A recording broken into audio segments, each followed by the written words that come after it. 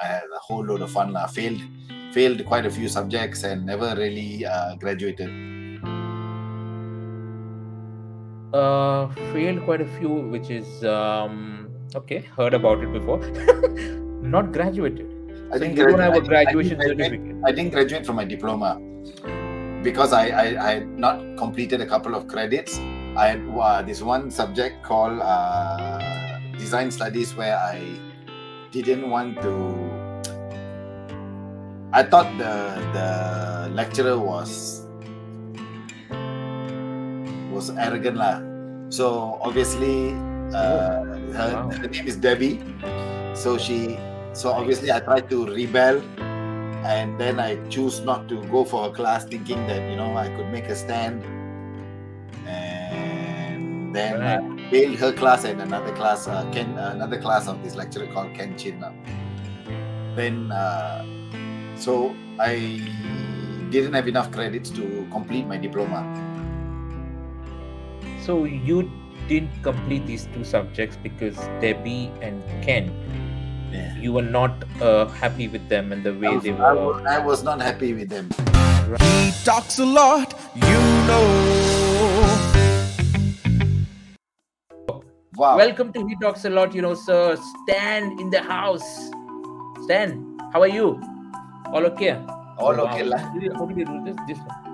Oh, nice. Sorry, I only done this one. This is rock. This is.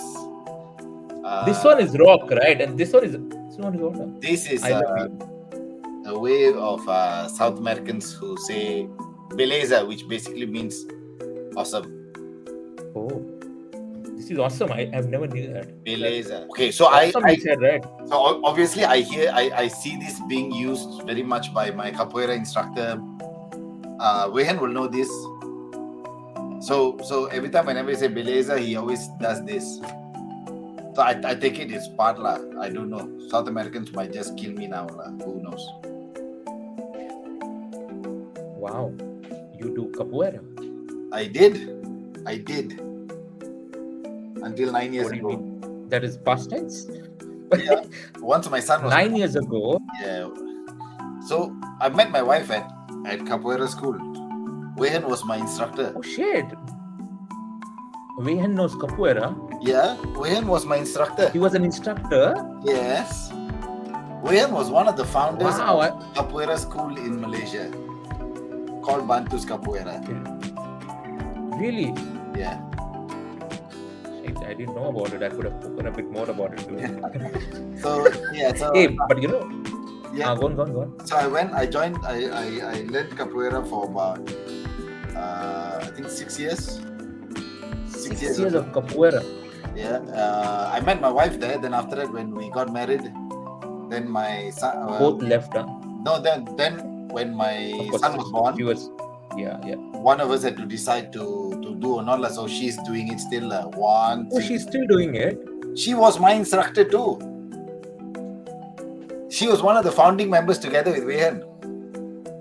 If I tell an Indian that my daughter is learning capoeira, yeah, dude, they would have that big question mark. Oh, really? Of course. What do you mean? You think Indians will know capoeira since childhood, is it? Oh, dude, when go on, what you said? It was the native Indians in Brazil, right? No, I know, but dude, they don't have any history geography of it. Yeah. They don't have. So when I tell them, tell them that my daughter goes for capoeira, I used to have that big question mark. I mean, I used to see her, and then I used to keep it hanging. I used to just say it's a Brazilian dance form, So I used to end there. I used to just end there. Okay. Huge misconception all the time. That's what I've been told. It's actually a martial art, but it's disguised in song and dance. Because during the occupation in Brazil, they weren't allowed to practice martial arts or any form of things that would have given them room for retaliation. Oh. So every time the authorities came, it seemed like a dance. Oh wow! Every time the authorities came, because it looks like a dance form. Yeah, so then it would look like a dance form. That's why there's music, there's song to it, and then there is the whole element of that dance fight kind of thing. Yeah. But it can be very extremely deadly as well. Oh, yeah. Yeah. It's quite painful if you get kicked in the face, because none of it's choreographed. 2007, I was technically trying to do my own company of sorts. I was also working from time to time here and there. Oh, but you were not like you were like what, owning your own company or what? Yeah. Oh, and then that. So when were you a graphic designer then? Before that? I was a graphic designer since 2003. Okay. Actually, before that, 98. Okay, and then 1998, and then after that, I went back to study again in 2000. You studied? What did you study? I studied graphic design in Lim Kok Wing. But I obviously, I tell you this, that was the most fun period I've had in my life, because I had a whole load of fun. Failed quite a few subjects and never really graduated. Failed quite a few, which is okay. Heard about it before. Not graduated. I didn't don't have a graduation certificate. I didn't graduate from my diploma because I had not completed a couple of credits. I had this one subject called design studies where I didn't want to. I thought the lecturer was arrogant so obviously her name is Debbie, so obviously I tried to rebel, and then I choose not to go for her class, thinking that I could make a stand, and then I failed her class and another class of this lecturer called Ken Chin. Then so I didn't have enough credits to complete my diploma. So you didn't complete these two subjects because Debbie and Ken, you were not happy with them and the way they were. I was not happy with them. Right. Yeah. And you were not happy with your professor, so you decided. Yeah, so I decided I'm not going to go to class. Forget it. Life is much better outside the class. The snooker centers were much better. No, but you have wait. I have a question before you go into their job phase. Sure. So this Debbie and Kent, did you meet them up? Did they know you were unhappy with them and you decided to end up spending time in a snooker club? Well, they all just thought I was naughty, which I was. I mean, but they didn't know you were seriously disappointed with the way they were. So they just thought it's just another guy who doesn't want to to uni or whatever. So he's just doing his own thing. Yep. Wow. For a second, I thought you were gonna you might have done something like college politics, wherein you gang up a lot of people. Let's ban these two classes. Let Debbie be Debbie, let Ken be Kent, and we'll have a life in snooker tables, around that. No. How I wish I was that. No, but you made it sound like that. Do you want to say through this podcast anything to Debbie and Kent if they are watching? If they would, I have no idea. Just giving you an opportunity here. Actually, you know what? I've never thought of what I would say to them. Oh, do you want to think now, or you don't want to say anything? Or should I just say sorry? That Stan, he's grown in life and he's a big man now. So just no it was. I guess the only thing I want to say is education, especially when it comes to education in the field of graphic or design or creative in the areas of what we are doing, cannot conform to regular standards. Or you cannot expect everybody to be cut out from the same cloth. you'd be quite surprised. I actually got a job in Maybank before. My first job that I officially applied was in Maybank. I got a job as a clerk in Maybank. How was it like? I didn't go. I got the job. I went for the interview. I got the job. Don't tell me you met someone like Debbie and Ken there. No. I decided not to go because I thought it was going to be boring doing the same thing every day. Right. I wanted to do something else. Yeah. The only thing I knew about advertising was graphic design. I wanted to do graphic design. Yeah. I wanted to be a designer. That's what I wanted to be. So but I didn't have an opportunity to go and study then because I come from not a really well-to-do family. Mm-hmm. And my parents gave us everything they could, but college and all was out of the question. Paying for tertiary education then was out of the question because like 7,000, first year 7,000, second year 9,000, third year 9,000. So it's a lot of money to put out kind of thing. So I decided to go and become a street salesman. What did you sell? Every day you sell something different. So every day something different. Okay. So in the newspapers, right? When you're looking for jobs, there's always something. Suddenly you'll see this job called management trainee. Mm-hmm. High pay, 1,500 and above. You can potentially own your own company in 2 years and so on and so forth. Something like that, right? So it was extremely exciting. So it was one of the interviews that I went for. And the minute I went there, they told me, okay, you can start tomorrow. Okay. So you went? So I went. 7 o'clock in the morning, you're at the office in Jalan Ipoh. Okay. And the first thing you do is you can see this group of people who's there. And then the manager of that office comes out and then he's like, rah, we are built for bigger things. We can do this, we can do that. We are all above, It is you who can grow the world, and someday, you can own this company and what not, and so on and so forth. He clearly was not Debbie and Kent. No.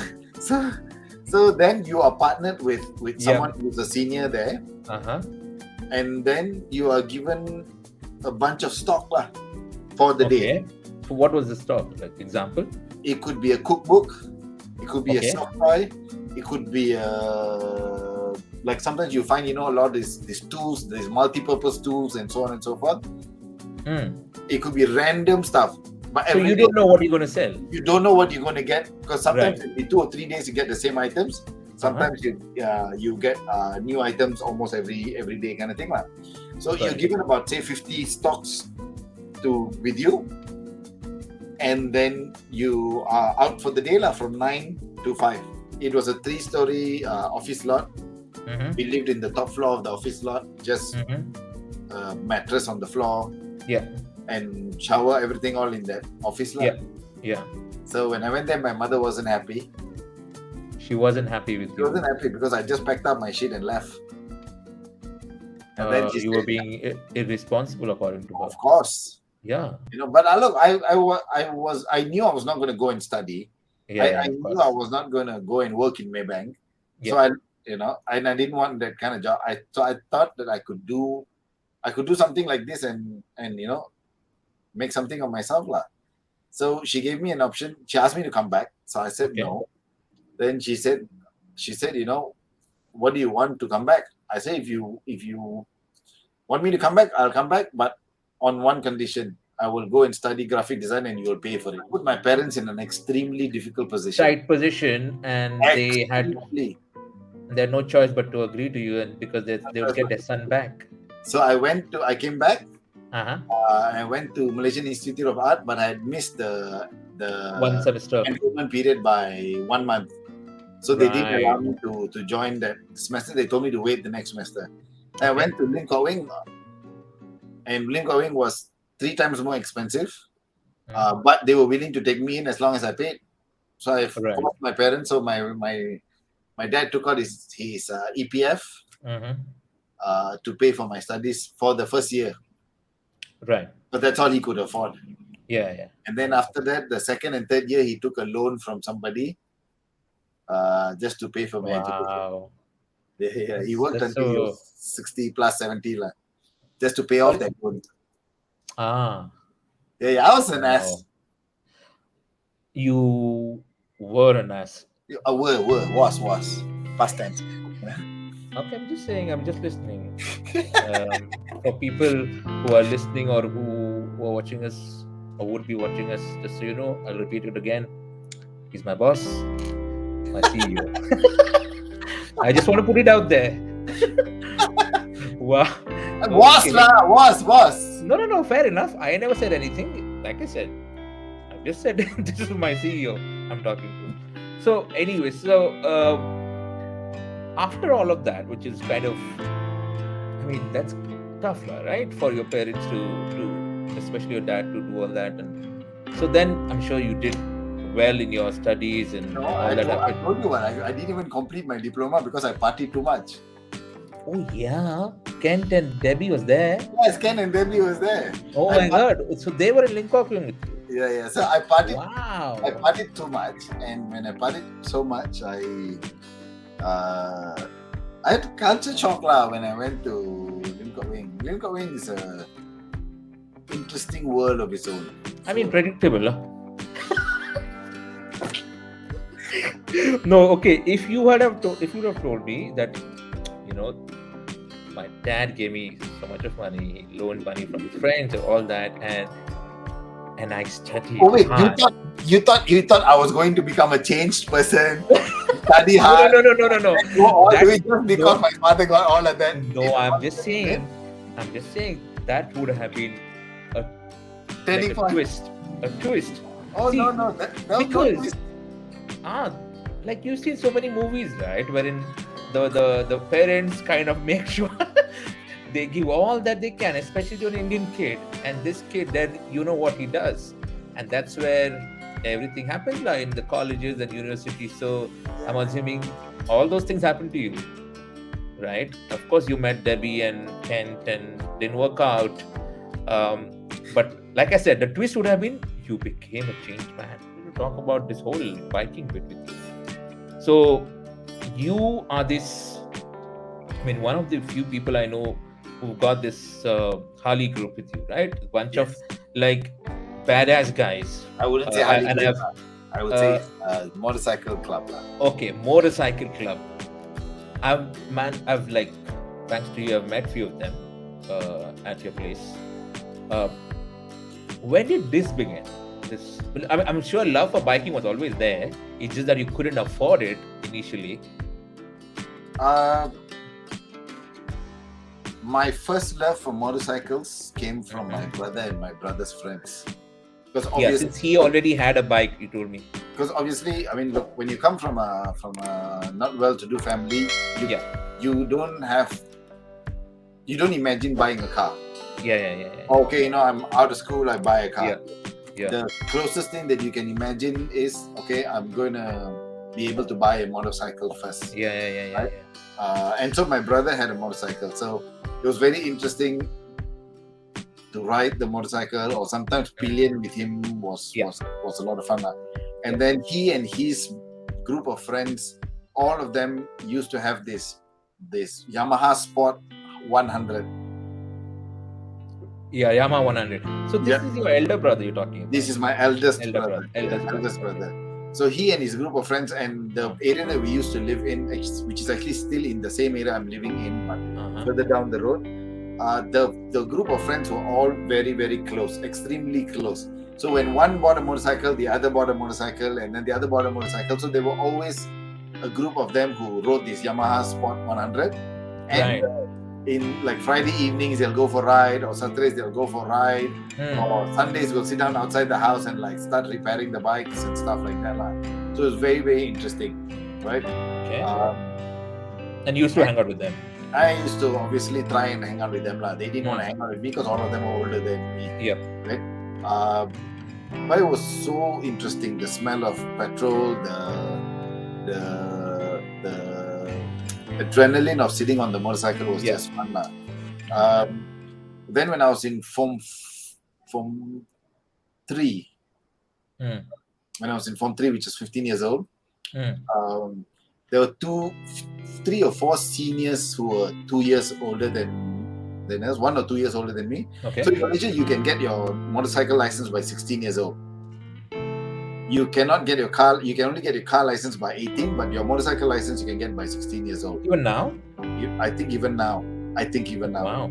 So at 16 years old, these guys had gotten their license, and 3 of them used to ride a Vulcan 750, and one fella rode a Virago 1100. Okay. So and of course, you were just, and you saw that.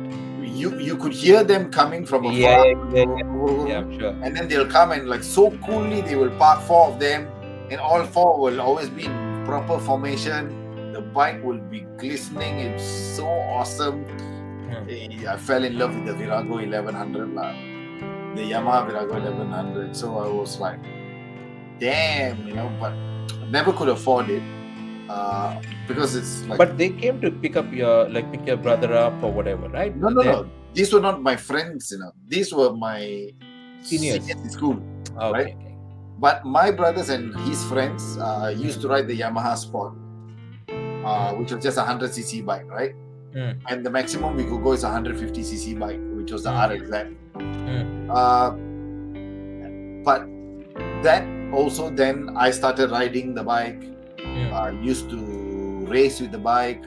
We used to strip the bike down, paint the bike on our own, clean the engine, clean the body, and then put it all back together. That used to be like sometimes our Sunday adventures or Friday adventures. So you never had a bike? I never had a bike. So this all was you were doing with your friends or whoever they were, was right? passed down from my brother. Yeah. So I had a lot of pass downs. Yeah. And so it was so much of fun that it was interesting. So I bought a car in 2003, which is my first ever car, which my mother helped me pay the down payment.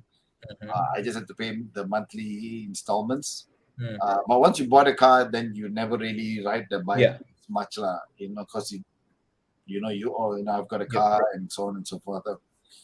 But 20 years after school, I managed to come across some money, and I went and bought a 1994 Virago, Yamaha Virago. That was your first bike, then? For 20,000, which was a 1100cc motorcycle. And this time it was your money. And this time was my money.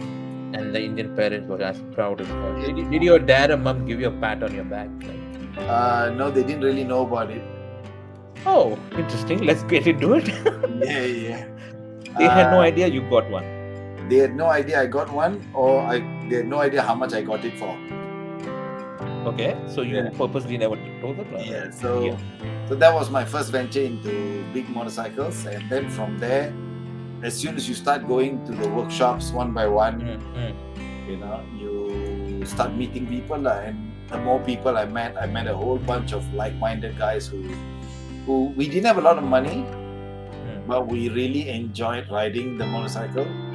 So we ride, we break down, we fix, we had a lot of fun around those bikes, and then we formed a group. Right. And it's been 10 years since. Look, I've had 11 accidents on the motorcycle before.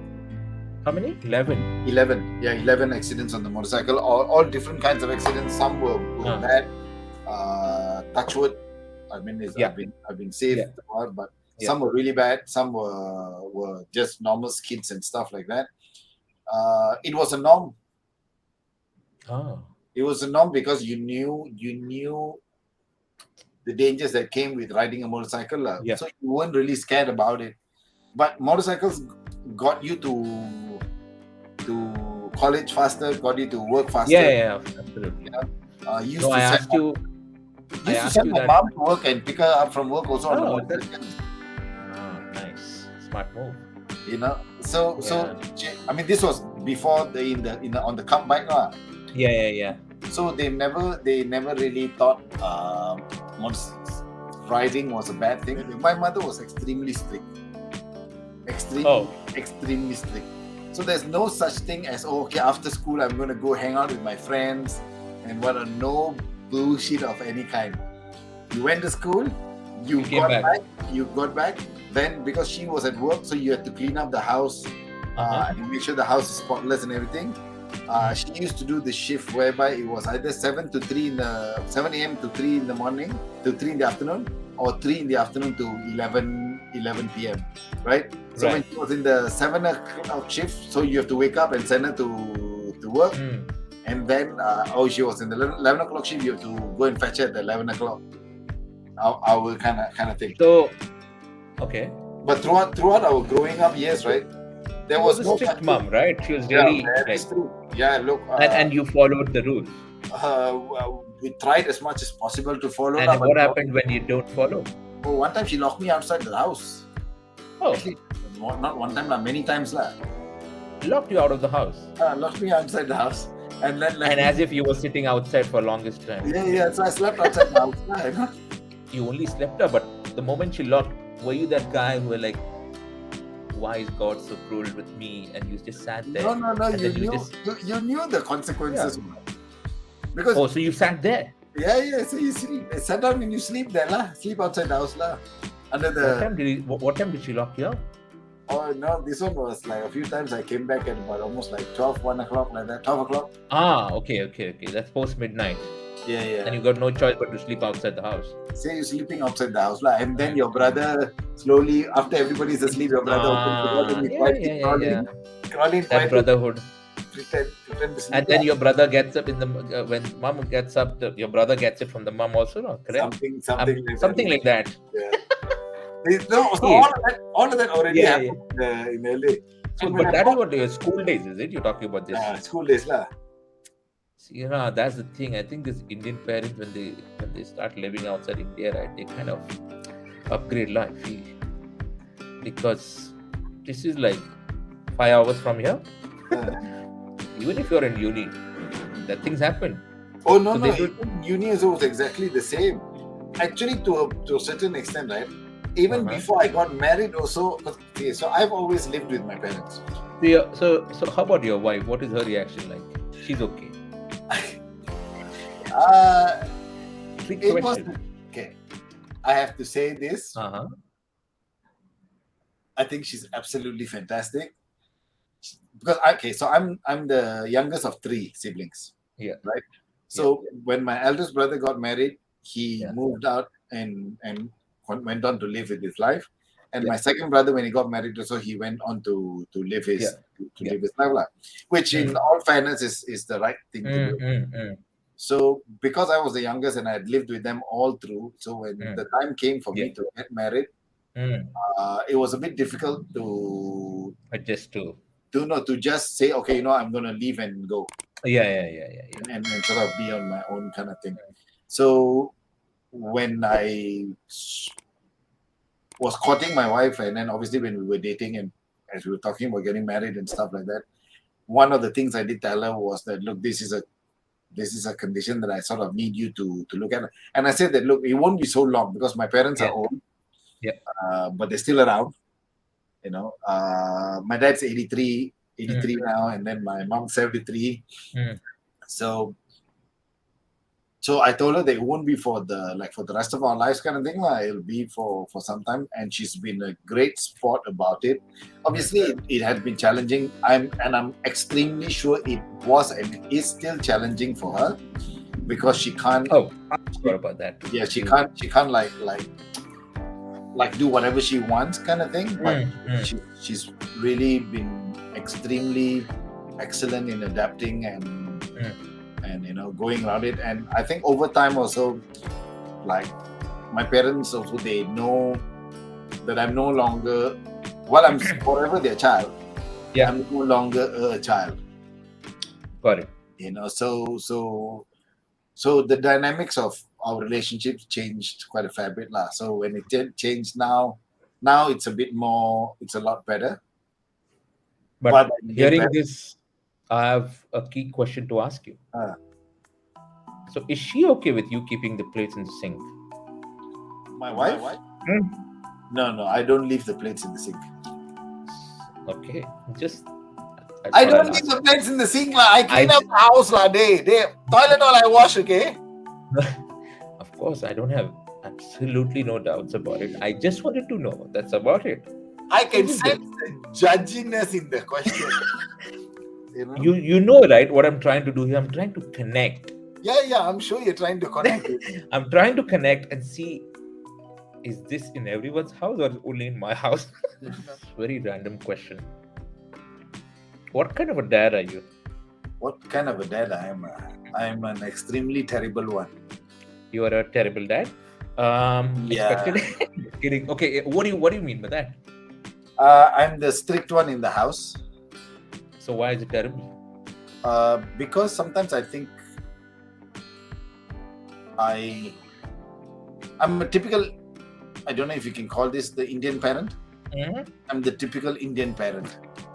So it's my way or the highway. With the son. With the son. So you're the bad cop. And I am the terrible bad cop. Right. And so for a long time, I set a lot of fear in him. Mm-hmm. So that now when if he's going to do something better, if I look at him and say he already knows that the consequences of what's going to happen. And the consequences are what? Quite bad lah. Since you said you are a typical Indian parent. Typical Indian I parent. am very excited now to find out. Punishment is normal. Uh-huh. Caning is normal. Oh, beautiful. So caning, and what are the tools do you expertise in? What are your expertise in? Which tools? It's either my hand or the cane lah. So cane or hand? Cane or hand lah. This conversation I had with Veyan as well, and we had a beautiful conversation about this, and we connected and we bonded. So I'm just hoping the same happens now. So cane and hand lah, not bad. Yeah. But I'm trying to be. Look, I'm trying to be.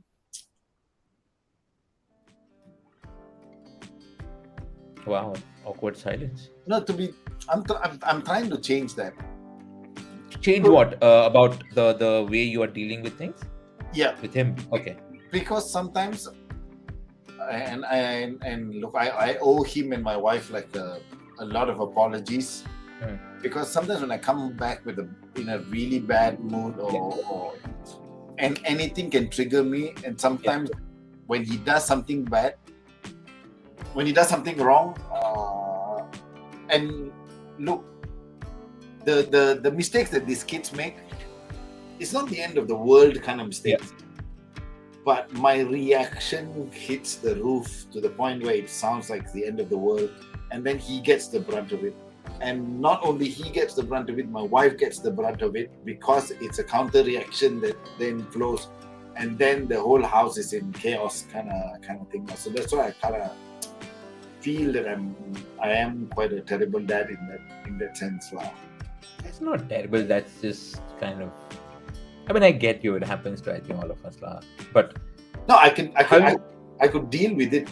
Yeah, differently. Maybe a different way of coping. Yeah. Whatever the tension or whatever that is, right? But have you ever gone and since you said you are the typical Indian dad, I'm asking you this question. Have you ever gone and said sorry to him? Yeah. Oh, you have. I have. Indian dad won't. A typical Indian dad won't. Yeah. Right. Yeah. But sometimes, okay. So when I'm in my state, my wife understands, and my wife is the one who will make sure she calms the son down, and she will explain to him that like your dad is just in that state. Yeah. But you also need to remember that you did do something wrong and whatever. And when I'm disciplining him, she will never come in the way. Like she will never come in the way, right? But after that thing has sort of then recovered, and this is actually something I learned from my son, which I found very, very interesting. What did you learn, sir? How bad I treat him, he forgets how I treated him. Oh wow! And really? He will come back, and he'll come back, and he will then, like the next day after he goes to sleep and wakes up, right? It'll be like as though nothing happened. And I found like I hold grudges very, very long. I can hold grudges for years. In general, or you're talking especially in this context? No. For me, in general, I can hold grudges. Right. And it's very difficult to let go for of me, it's things very for difficult you. to let things go, right? But Right. when I see him do that, then I felt that if he, a young soul like that, can do that, I think it's not even asking a lot from me. It's not even asking a lot from me to be the same with him. So if in the early days it was quite bad, now we've evolved a little bit, and our mode of conversation is slightly different.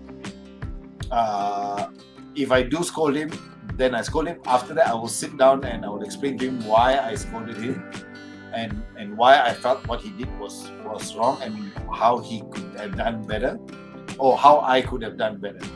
See, you're not a typical Indian dad. Typical Indian dad will never, ever. First of all, I don't think, and this is, sorry, I need to apologize first to few Indian dads who are already doing it, but in general, I don't think they would do that. Especially the part which you said about you going ahead and explaining him why and how you could be better and how he could be better. This is like a very mature conversation, bro. Because no, it is great to hear that. I only have one kid now, and look, my wife and I, our whole world revolves around this kid. Him. The whole world revolves around this kid. Yeah. So much so, right, that my wife puts him to bed every night and ends up sleeping in his room, right? And this has been like for the last 9 years. It's been like that. Yeah. If my son wants to do something, the entire family adjusts. I mean, the entire family is just the three of us plus my parents. We adjust our lives around him. And I also then end up realizing, right, he's going to be a teenager soon. When I look at that, right, we don't have that many years together. In truth, yeah. Once he becomes a teenager, and harsh reality, the harsh reality will. Because I was exactly in the same state, right? And maybe when he's 30, he realizes that, okay, you know what, I want to build a relationship with my dad. So I'm going to lose 15 years or more in the next 5 years. In the next, you made peace with that already. I've made peace with that. I know I'm going to lose about 15 years in the next 3 to 5 years. So when I think about it that way, right, I then you want to make sure those 5 years you've got. So do I need to lose that 5 years now? Yes. I don't need to lose that 5 years now. I might as well enjoy what I have. When he's older, hopefully he understands and listens to what he thinks I got to say, you know, or whatnot. And you know, I'm just hoping for the best, because I don't want to lose my son. I've only one. It's not okay, you know, this flirt is gone, I still have another flirt I can depend on. Yeah. No, I only have one, and that one is the only one who you know, is the glue that's holding even me and my wife together. Is him. Yeah. You know, so in that sense, and come on, man, look, when being in the industry that we're in, we see so many insights, we see so many things. We work on growing milk, all this. So many hundred things. Yeah. CGs, right? That sometimes talk about children behavior and parental behavior. Tell me, we learn nothing from that. You know, of course, applying it in reality is a bit of a harder thing. Yeah. But I think there's no harm in us being conscious about it. Like, that's the truth. You know. One question. What's it like to be a CEO? What does it feel like? Now that you look back, of course, you've come a long way. We've heard about the story, everything. You want the truth, or you want the right answer? The truth. Okay. Why do I want the right answer? This is not it's just a podcast, man. It can get lonely. Okay. It can get very, very lonely. it's very challenging because so someone like me, as we spoke about earlier, that look, I started my life as a graphic designer. Yep. And so in the role of graphic designer, you are doing the work more than anything. Yeah. But when you take on a role like this, even when I started to become an MD or when I was a director, so you have to start looking at the financials of things. You have to start looking at the health of the business from a number point of view. You have many stakeholders to answer to. But yet at the same time, you also need to make sure that the product is at its running at its optimum level. You need to manage the health of the people. You need to manage the health of the business. So it's a very challenging thing to juggle. You don't have like a lot of work every day. You don't have what? You don't have a lot of work every day. Yeah. So it's not like, okay, I've got to do 5 Excel sheets today. Do 10 reports today. It's not, the job doesn't work like that. Yeah. The job works whereby today you're sitting down and you're thinking of what do I do next? Or how do I improve what we're doing? How do I then inspire, say someone like you, like how can I inspire you to then look at the bigger picture? The goal always is for us to find a way to get everybody to see the same picture and work towards that same direction. It's challenging, but then at the same time, right, I can say it's exciting too. It's seriously exciting. It's not the CEO, the title that matters. It's the role and the position.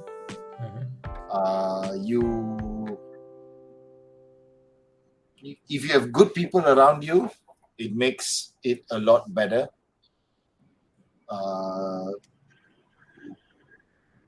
And so far, I think I've been blessed with that. Do you miss doing stuff? Of since course. Since you started as a graphic designer. Of course, completely. Which is why sometimes I truly appreciate when you guys take the time to say, you know what, Stan, we just want to hear what you think. And sometimes I'm just saying what I feel. It's because I'm excited to be in the conversation. And sometimes I tell you, and this is a big part about being the CEO. Sometimes I have the fear that I'm saying the wrong things because I'm out of touch. Right. And I don't want to also lead you guys down the wrong path. Yeah. So it's an exciting space, but yet at the same time a scary space too. But I miss the work. Anyways, boss man, how was it? That's okay. It was fun.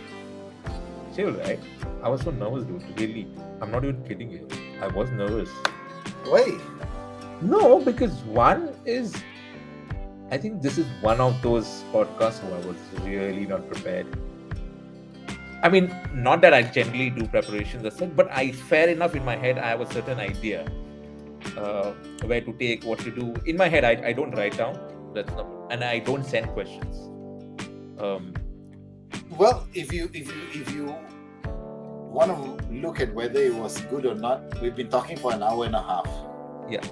Which is a long time to be conversing. I know, man. That's actually even how I judge my interviews, right? When I'm interviewing somebody, as an example, if I cannot get past 2 minutes, 2 minutes is the mark. If I cannot get past 2 minutes with you, highly likely I'm not going to continue with you. So it's 2 minutes or die with you. It's a 2 minutes or die, and in the first 2 minutes, you can know whether or not that person is going to be able to number one, have conversations with you, articulate, So I thought it was a good piece. I just hope that our topic of conversation would be of any interest to anybody, lah. So yeah, it's good. No, I'm just glad that you're doing something. Oh yeah. Got to keep my myself sane, man. And I enjoy also doing this, so all the more better. But okay, boss. Thank you so much. Thank you, sir. Yeah. We'll catch up soon, okay? Cheers. I'll see you next week. Okay. Bye. He talks a lot, you know.